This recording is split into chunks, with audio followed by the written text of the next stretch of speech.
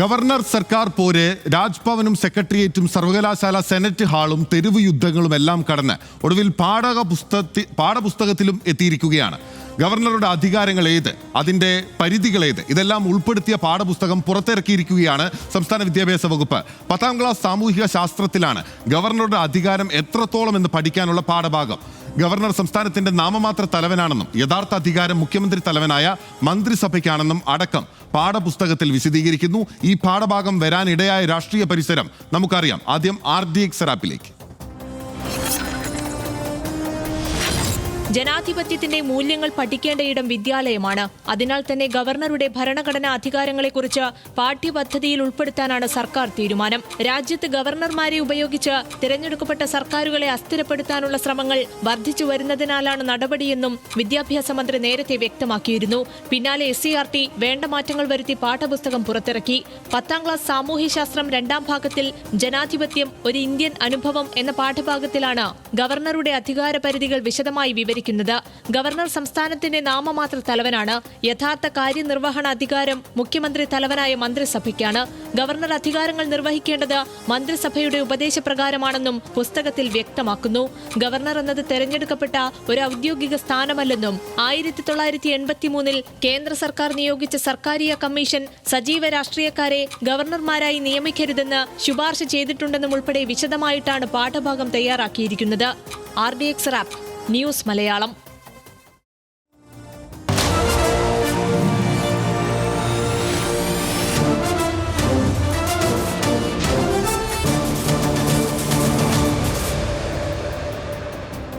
ഗവർണറുടെ അധികാര പരിധി സംബന്ധിച്ചുള്ള കാര്യങ്ങളെല്ലാം ഉൾപ്പെടുത്തി വിപുലമായ പാഠഭാഗമാണ് തയ്യാറാക്കിയതെന്ന് മന്ത്രി V ശിവൻകുട്ടി പറഞ്ഞു. യഥാർത്ഥ ഗവർണർമാർക്ക് ഭരണഘടന പ്രകാരം എന്ത് അധികാരമുണ്ടെന്ന് കുട്ടികൾക്ക് നല്ലവണ്ണം പഠിക്കാനും ആ പഠിച്ചത് പരീക്ഷ എഴുതാനും കൂടെയാണ് ഈ പുസ്തകം അന്ന് പറഞ്ഞതുപോലെ തന്നെ സാമൂഹ്യശാസ്ത്രം പുസ്തകം ഭാഗം 2 10ാം ക്ലാസ്സിൽ പ്രിന്റ് ചെയ്ത് ഇറക്കിയിട്ടുള്ളത്. ഡാറ്റാ ഷീറ്റിലേക്കാണ്. സിലബസിൽ എന്തൊക്കെയുണ്ട് എന്ന് പരിശോധിക്കാം. ഗവർണറുടെ അധികാരം, ചുമതല, കടമ, പങ്ക് എന്നിങ്ങനെ വിശദമായി പ്രതിപാദിക്കുന്നുണ്ട്. സംസ്ഥാന സർക്കാരിനെ സഹായിക്കുക എന്ന ഗവർണറുടെ കടമയെക്കുറിച്ച് സൂചിപ്പിക്കുന്നു. മന്ത്രിസഭയുടെ അധികാരിയല്ല, സുഹൃത്തും ദാർശനികനും വഴികാട്ടിയുമാണെന്ന് പാഠഭാഗം വിശദീകരിക്കുന്നു. ഗവർണറുടെ നീതിന്യായ അധികാരവും വിവേചന അധികാരവും വിശദീകരിക്കുകയാണ്. നിയമനിർമ്മാണ അധികാരങ്ങളും കാര്യനിർവഹണ അധികാരങ്ങളും സുവ്യക്തമായി പ്രതിപാദിക്കുന്നുണ്ട്. കേന്ദ്ര സംസ്ഥാന ബന്ധങ്ങളിലെ സംഘർഷങ്ങൾ വിശദമായി വ്യക്തമാക്കുന്നുണ്ട്. കേന്ദ്രം ഗവർണർമാർ മുഖേന സംസ്ഥാന അവകാശങ്ങളിൽ ഇടപെടുന്നതിലെ രാഷ്ട്രീയം പാഠഭാഗത്തുണ്ട്. ഗവർണർ സർക്കാർ അധികാര തർക്കത്തിലെ സുപ്രീം കോടതി നിരീക്ഷണങ്ങളും പാഠഭാഗങ്ങളിൽ ഉൾപ്പെടുത്തിയിട്ടുണ്ട്. ഗവർണർ പദവി ഭരണഘടനയിലാണ് ഉള്ളത്. ഭരണഘടനാ അനുച്ഛേദം 153 മുതൽ 162 വരെ ഗവർണറുടെ അധികാരങ്ങളും കടമകളും ചുമതലകളും പ്രതിപാദിക്കുന്നുണ്ട്. അനുച്ഛേദം 200 ബില്ലുകൾക്ക് അംഗീകാരം നൽകുന്നതിനെ പറ്റിയും പ്രതിപാദിക്കുന്നു. എന്നീ വിവരങ്ങളാണ് ഡാറ്റാ ഷീറ്റിൽ ഉൾപ്പെടുത്തിയിരിക്കുന്നത്. സനീഷ്, പിള്ളേർ പഠിക്കട്ടെ എന്ന് സർക്കാർ തീരുമാനിച്ചു. അതെ, ഇതിപ്പോൾ ഗവർണർ ഉന്നത വിദ്യാഭ്യാസ മേഖലയെ വെച്ചിട്ടാണ് അദ്ദേഹത്തിൻ്റെ രാഷ്ട്രീയം കളിക്കാൻ ശ്രമിക്കുന്നത്. ഇപ്പോൾ ഇടതുപക്ഷ സർക്കാർ അവരുടെ രാഷ്ട്രീയം 10ാം ക്ലാസ്സിലെ പാഠപുസ്തകത്തിലൂടെ മുന്നോട്ട് വെക്കാം എന്ന് തീരുമാനിക്കുകയും ചെയ്തു. അപ്പോൾ രാഷ്ട്രീയ കളികളാണ്. പക്ഷേ വ്യത്യാസമുള്ളത് ഗവർണറുടെ രാഷ്ട്രീയം പോലെയല്ല. ഈ രാഷ്ട്രീയത്തിന് ഭരണഘടനയിൽ അടിത്തറയുണ്ട്. കാരണം ഈ പാഠഭാഗം ഞാനത് വായിച്ചു നോക്കി. നമ്മൾ ഈ പറയുന്ന ഡാറ്റാ ഷീറ്റ് എല്ലാം ഉണ്ടല്ലോ, ആ പാഠഭാഗത്തിൽ തള്ളിക്കളയാവുന്നതോ തെറ്റെന്ന് വിവക്ഷിക്കാവുന്നതായ ഒരു വരി പോലുമില്ല. ഗവർണർക്ക് ഈ അധികാര പദവി മാത്രമേ ഉള്ളൂ എന്ന് ഭരണഘടന പറയുന്നത് തന്നെയാണ് അതിനകത്തുള്ളത്. അതിൽ കൂടുതലൊന്നുമില്ല. ഗവർണറെ ആക്ഷേപിക്കുകയോ ഗവർണറെ കുറച്ച് കാണിക്കുകയോ ഒന്നുമില്ല. ഗവർണർ ഈ സർക്കാരിൻ്റെയും മന്ത്രിസഭയുടെയും ഒക്കെ ഒരു ഉപദേശകനും സുഹൃത്തും എന്ന മട്ടിൽ നിൽക്കേണ്ട ആളാണ്. എന്നാൽ ഗവർണർ പരമാധികാരിയല്ല എന്ന് പഠിപ്പിക്കുകയാണ് ചെയ്യുന്നത്. യഥാർത്ഥത്തിൽ അത് ഇടതുപക്ഷ സർക്കാർ 10ാം ക്ലാസ്സിലെ കുട്ടികളെ മാത്രമല്ല, ഈ ഗവർണർ ആർലേക്കറെ കൂടിയാണ് പഠിപ്പിക്കുന്നത് എന്ന് നമ്മൾ കാണണം. ഇതിനകത്ത് ഒരു കൗതുകകരമായ കാര്യം ബിനിലെ, നമ്മൾ സ്കൂൾ പാഠപുസ്തകങ്ങളിലെ കൂടെ വരുന്ന രാഷ്ട്രീയം, ഇതിപ്പോൾ ഭരണഘടനയിൽ അടിത്തറകളുടെ രാഷ്ട്രീയമാണെങ്കിലും അതിങ്ങനെയല്ല. സ്കൂൾ പാഠപുസ്തകങ്ങളുടെ രാഷ്ട്രീയം ഇങ്ങനെ കടന്നു വരുന്നത് നമ്മൾ എല്ലാ ദിവസവും വായിക്കുന്നുണ്ടല്ലോ. അതിലേറ്റവും ഗംഭീരമായിട്ട്, അല്ലെങ്കിൽ ഗംഭീരമെന്നല്ല, അതിന് നെഗറ്റീവ് അർത്ഥത്തിൽ കണ്ടോളണം, വിത്തിൻ കോട്ട്സ്, ഗംഭീരമായിട്ട് നടപ്പാക്കുന്ന ആളുകൾ BJP സർക്കാരുകളാണ്. അവർ വന്നിടത്തെല്ലാം അതിവിചിത്രമായിട്ടുള്ള കാര്യങ്ങളാണ് പാഠപുസ്തകങ്ങൾ ഏർപ്പാടാക്കിയിരിക്കുന്നത്. ഒരു 350-380 കൊല്ലത്തോളം ഇന്ത്യ ഭരിച്ച അത് മുഗൾ രാജവംശമാണ്. മുഗൾ രാജവംശം സ്വാഭാവികമായിട്ട് 380 കൊല്ലം ഭരിച്ച ഒരു രാജവംശം ആ കാലത്ത് ഭരിച്ചിട്ടുണ്ടെങ്കിൽ സ്വാഭാവികമായിട്ടും അതിൻ്റെ ഗുണദോഷങ്ങളെല്ലാം ഇന്ത്യയിലുണ്ടാവും. അതിൻ്റെ ഗുണവശങ്ങൾ നിരവധിയായിട്ടുണ്ട്. നമ്മൾ സ്കൂളുകളിലൊക്കെ പഠിച്ചാണ്, നമ്മൾ പഠിക്കുന്ന കാലത്ത് അതുണ്ടായിരുന്നു. ഇഷ്ടം പോലെ ഗുണവശങ്ങളുണ്ട്, ഒരുപാട് കാര്യങ്ങൾ ചെയ്തിട്ടുണ്ട്. പിന്നീട് ബ്രിട്ടീഷുകാർ വന്ന് കട്ടുമുടിക്കുകയായിരുന്നെങ്കിൽ മുഗളന്മാർ നന്നായിട്ട് ഭരിച്ചതിന് ഇഷ്ടംപോലെ കാര്യങ്ങളുണ്ട്. പക്ഷേ കാണാനുണ്ട്, നമ്മുടെ കണ്ണിൽ കാണാനുണ്ട്. അതാണ്, കണ്ണിൽ കാണാൻ ഇപ്പോഴത്തെ കുട്ടികൾക്ക് പോലും ഉണ്ട്. അതിനെ പാഠപുസ്തകങ്ങളിൽ നിന്ന് മാറ്റാൻ മാത്രമല്ല, മുഗളന്മാർ ആകെപ്പാടെ കുഴപ്പക്കാരായിരുന്നു എന്ന് സ്ഥാപിക്കാൻ BJP ഭരിക്കുന്ന പല സംസ്ഥാനങ്ങളിലും നേരത്തെ ഉണ്ടായിരുന്ന പാഠഭാഗങ്ങൾ നീക്കം ചെയ്യുക മാത്രമല്ല, ഇങ്ങനെ നഗ്നമായിട്ട് കൂട്ടിച്ചേർക്കുകയും കൂടിയാണ് ചെയ്യുന്നത്. പിന്നെ വിചിത്രമായ കാര്യങ്ങൾ, കർണാടകയിൽ കോൺഗ്രസ് സർക്കാർ വന്നപ്പോൾ BJP സർക്കാരിൻ്റെ കാലത്തുണ്ടായിരുന്ന ഒരു പാഠഭാഗം നീക്കം ചെയ്തു. എന്താണെന്നറിയോ? 8ാം ക്ലാസ്സിലെ പാഠപുസ്തകത്തിൽ സവർക്കറെ പറ്റിയിട്ടൊരു പാഠഭാഗമുണ്ട്. സവർക്കർ ജയിലിൽ കിടക്കുകയാണ്. അപ്പോൾ ഈ ജയിലിൽ ഒരു ചെറിയ ഹോൾ പോലും ഇല്ലാത്ത അങ്ങേയറ്റം ഏകാന്തമായിട്ടുള്ള തടവാണ്. പക്ഷേ എന്നും സവർക്കർ ഒരു ബുൾബുൾ പക്ഷിയുടെ പുറത്ത് കയറിയിട്ട് സ്വന്തം നാട്ടിലേക്ക് പറന്നു പോകും. എന്നിട്ട് രാത്രി പോയിട്ട് രാവിലെ തിരിച്ചു വരും. ഇങ്ങനെ പറഞ്ഞിരിക്കുകയാണ് ഒരു പാഠഭാഗത്തിൽ. അതായത് ഒരു ചരിത്ര പാഠഭാഗത്തിൽ ഈ സവർക്കറെ സ്വാതന്ത്ര്യ സമര സേനാനി നിലയിൽ പരിചയപ്പെടുത്തുകയാണ്. എന്നിട്ട് അതിനകത്ത് പറഞ്ഞിരിക്കുകയാണ്, ഇത് 8ാം ക്ലാസ്സിലെ കുട്ടികളെ പഠിപ്പിക്കുകയാണ്.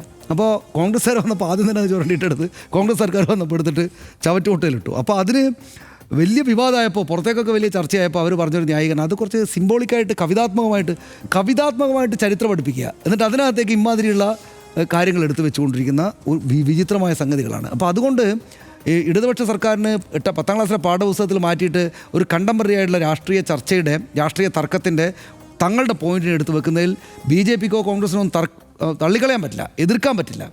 ആ നിലക്കും എതിർക്കാൻ പറ്റില്ല. പിന്നെ ഇതിനകത്ത് എന്തെങ്കിലും വസ്തുതാപരമായിട്ടുള്ള മിസ്റ്റേക്ക് ഇല്ലാത്തതുകൊണ്ട് ആ നിലക്കും എതിർക്കാൻ പറ്റില്ല. അപ്പോൾ കൊള്ളാവുന്നൊരു നീക്കമാണല്ലോ എന്നൊരു തോന്നലാണ് നമുക്കുണ്ടാവുക. ഇതിൻ്റെ ഒരു ഗുണം എന്താണെന്ന് വെച്ചാൽ എൻ്റെ ഒരു അഭിപ്രായത്തിൽ രാജ്യത്തിൻ്റെ മറ്റ് സംസ്ഥാനങ്ങളിലൊക്കെ ആളുകൾ ഇമാതിരി വിചിത്രമായ കാര്യങ്ങൾ പഠിക്കുന്നു. അവരുടെ ചരിത്രത്തിൽ മുഗളന്മാരുണ്ട്. നിങ്ങൾക്ക് മുഗളന്മാരുടെ മതം ഇഷ്ടമില്ലെങ്കിൽ അത് വേറൊരു കാര്യമാണ്. പക്ഷേ കുട്ടികൾ ആ ചരിത്രം അവിടെയുണ്ട്. ഇല്ല എന്ന് പറഞ്ഞുകൊണ്ട് ഇല്ലാതാവില്ലല്ലോ.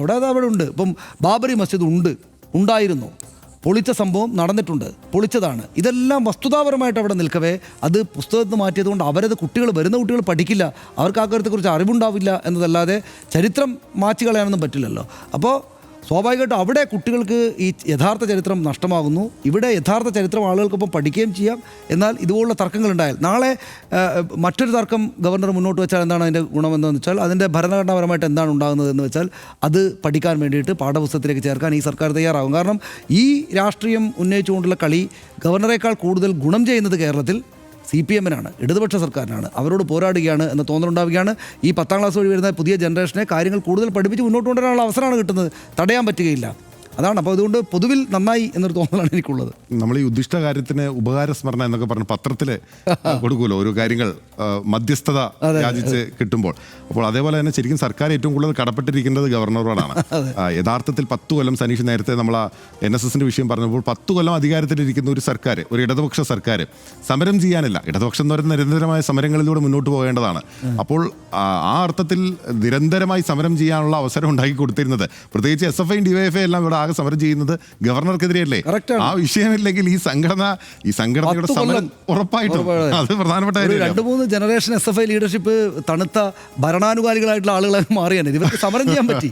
അതെ, തീർച്ചയായും. അപ്പോൾ ഈ വീടിന്റെ ഐശ്വര്യം എന്ന് AK സെന്ററിന് മുന്നിൽ ഇങ്ങനെ ഫോട്ടോ വെക്കേണ്ടതാണ് യഥാർത്ഥത്തിൽ. അതെ, ആറിലേക്കറേക്കാൾ കൂടുതൽ ആരിഫ് മുഹമ്മദ് ഖാനോടാണ് കൂടുതലായിട്ട് അതിൽ കടപ്പെടേണ്ടത്. സനീഷ് പറഞ്ഞതുപോലെ ഇത് പലവിധ പാഠഭാഗങ്ങൾ ആദ്യം തന്നെ ഈ അധികാരത്തിൽ എത്തിയതിനു ശേഷം മാറ്റിയിട്ടുള്ളത് BJP സർക്കാരാണ്. കേന്ദ്ര സർക്കാരും BJP ഭരിക്കുന്ന വിവിധ സംസ്ഥാനങ്ങളിലും. ഇപ്പോൾ ഈ കർണാടകം പറഞ്ഞതുപോലെ ഒരുപാട് ഉദാഹരണങ്ങളുണ്ട്. നേരത്തെ ഈ themes in Indian history part 3 നിന്നാണ് മുഗൾ ഭരണ കാലഘട്ടത്തെ പറ്റിയുള്ള പൂർണ്ണമായ കാര്യങ്ങളെ പറ്റി ഒഴിവാക്കിയിട്ടുള്ളത്. മറ്റൊന്ന് മഹാത്മാഗാന്ധിയുടെ കൊലപാതകം 11ാം ക്ലാസ്സിലെ ഹിസ്റ്ററി ബുക്കിൽ നിന്ന് ഒഴിവാക്കിയ ആളുകളാണ് ഇവർ. മഹാത്മാഗാന്ധി അതിനുശേഷമാണ് ചോദിച്ചത് മഹാത്മാഗാന്ധി എങ്ങനെ ഓട്ടോറിക്ഷ ഇടിച്ചാണോ മരിച്ചത്. മഹാത്മാഗാന്ധിയെ ഒരു ഭീകരനായിട്ടുള്ള ഹിന്ദുത്വ ഭീകരനായിട്ടുള്ള നാഥുറാം വിനായക് ഗോഡ്സെ വെടിവെച്ചു കൊന്നതാണ് എന്നുള്ളത് മറച്ചു വെക്കുന്നതിന് വേണ്ടിയിട്ട് മഹാത്മാഗാന്ധി മരിക്കുന്നതിൻ്റെ പൂർണ്ണമായ കാര്യങ്ങൾ പാഠപുസ്തകത്തിൽ നിന്ന് ഒഴിവാക്കിയിട്ടുള്ളവരാണ്. പക്ഷേ ഇവിടുത്തെ സർക്കാർ എന്തായാലും ചെയ്തിട്ടുള്ളത്, ഇനിയിപ്പോൾ ഇത് കോടതിയിൽ പോയി കഴിഞ്ഞാലും കോടതിയിൽ സർക്കാരിന് പറയാനാവുക അത് ഭരണഘടനയിൽ എഴുതി വെച്ചിരിക്കുന്ന കാര്യങ്ങളാണ്, ഞങ്ങൾ കുട്ടികളെ പഠിപ്പിക്കുന്നത്, അതിലെന്താണ് പ്രശ്നം എന്ന ന്യായമായ ചോദ്യം ചോദിക്കാനുള്ള അവസരം അവിടെ ഒരുങ്ങി നിൽക്കുകയാണ്. കേന്ദ്രത്തിൽ BJP സർക്കാർ അധികാരത്തിൽ എത്തിയത് മുതൽ പ്രതിപക്ഷം ഭരിക്കുന്ന സംസ്ഥാന സർക്കാരുകൾക്കെതിരെ ഗവർണർമാരെ ഉപയോഗിച്ച് നടത്തുന്ന നീക്കങ്ങൾ വലിയ ചർച്ചയായതും നിയമയുദ്ധങ്ങളിലേക്ക് നീണ്ടതുമാണ്. ആരിഫ് മുഹമ്മദ് ഖാൻ ഗവർണറായിരുന്നപ്പോൾ അതിന്റെ പ്രകോപനപരമായ രൂപമാണ് കേരളത്തിൽ കണ്ടതെങ്കിൽ രാജേന്ദ്ര ആർലേക്കറിലൂടെ കാണുന്നത് പ്രത്യയശാസ്ത്രപരമായ രൂപമാണ്. ഗവർണറുടെ കടമ മന്ത്രിസഭയെ സഹായിക്കുകയാണെന്നും തെരഞ്ഞെടുക്കപ്പെട്ട സർക്കാരിന് മുകളിൽ ഒരു അധികാരവും ഇല്ലെന്നും നമ്മുടെ ഭരണഘടനയിൽ വ്യക്തമാണ്. അതിനപ്പുറമുള്ള അധികാര പ്രയോഗ ശ്രമങ്ങളാണ് നിയമയുദ്ധത്തിലേക്കെല്ലാം നീണ്ടത്. ആ സാഹചര്യത്തിലാണ് ജനാധിപത്യ സംവിധാനത്തിലെ ഗവർണറുടെ അധികാരം എന്തെന്നതിനെ കുറിച്ച് പുതിയ തലമുറയെ കൂടി ബോധ്യവാന്മാരാക്കി മാറ്റാനുള്ള സംസ്ഥാന സർക്കാരിന്റെ ഇടപെടൽ.